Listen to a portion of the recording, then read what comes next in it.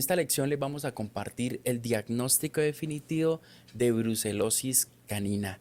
Un diagnóstico que es un poco más de criaderos que de pronto de perros caseros como tal. Sin embargo, desde mi punto de vista, tenemos que tenerlo dentro de nuestro plan diagnóstico porque la brucela también se puede transmitir por leches y por diferentes tipos de mucosas. Súper importante tener en cuenta qué herramienta vamos a utilizar para nosotros hacer el tamizaje y luego pasar a una prueba confirmatoria. Entonces, aquí vamos a explicarle incluso el ciclo biológico y qué herramientas tenemos disponibles y desde mi punto de vista, cuál es la mejor para hacer un diagnóstico definitivo. Tenemos entonces aquí una herramienta de tamizaje, la prueba de rosa de Bengala. Es un test de aglutinación en lámina de anticuerpos contra los lipopolisacáridos de las brucelas, los cuales se ponen estas brucelas suspendidas en un colorante que se llama rosa de Bengala.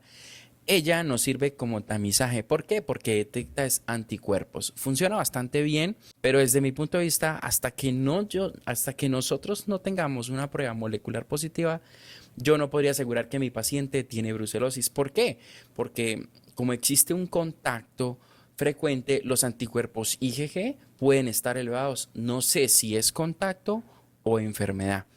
Tenemos el cultivo, se realiza en sangre u otros tejidos, solo que está disponible en laboratorios de investigación, debido a que pues no es fácil cultivar esta brucela, se necesitan medios especiales para ella. Y tenemos acá lo que es las ELISAs indirectas, cuantificación de IgM, IgG e IgA. Test rápido, detecta anticuerpos tipo IgG, por lo que también se convierte como una prueba de tamizaje, de ahí paso a la prueba confirmatoria. Al igual que el dosmercaptoetanol, es una técnica que incluso ya pues está un poquito pasada de moda. En grandes especies se hace la ELISA indirecta y se hace, pero primero lógicamente se hace el tamizaje rosa bengala y lo que dé en rosa bengala lo paso para ELISA IgG.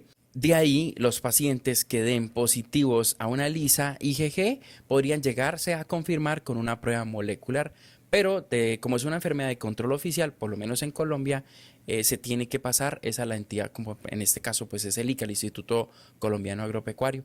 PCR tiempo real, la cual es muy sensible y muy específica, la tenemos para pequeñas especies y para grandes especies. Entonces, aquí, ¿cuál es el problema? Es que nosotros tenemos que enviar diferentes tipos de muestras para la biología molecular.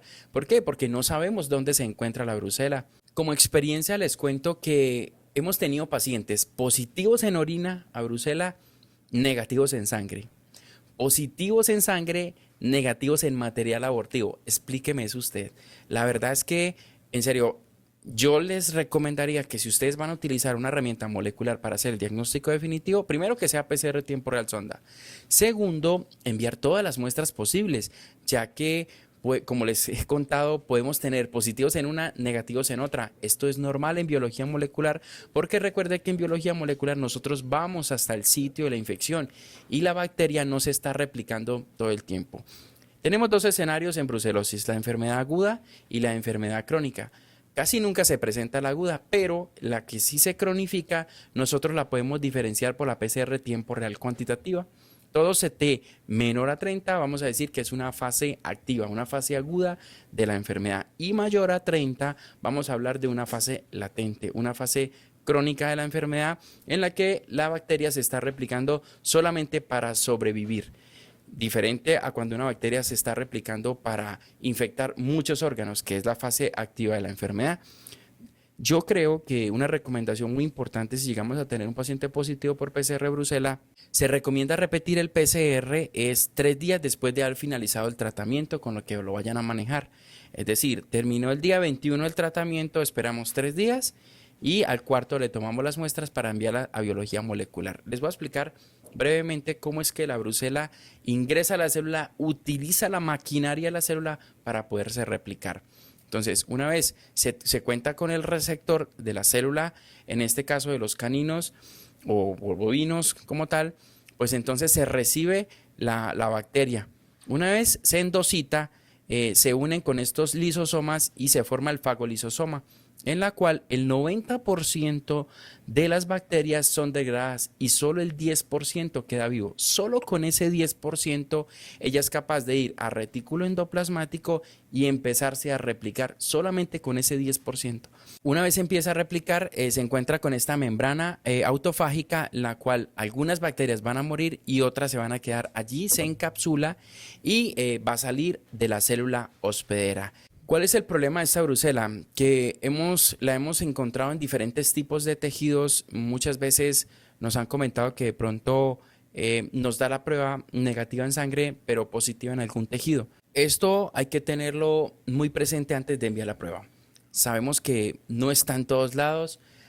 A mí me parece muy interesante que yo pueda encontrar una bacteria en cierto lugar. ¿Por qué? Porque yo enviaría el antibiótico preciso que puede pasar esa barrera, ya sea hematoencefálica, ya sea cualquier tipo de barrera que llegue hasta el tejido donde se encuentra o donde se está replicando la bacteria. Desde mi punto de vista, yo lo veo como una ventaja.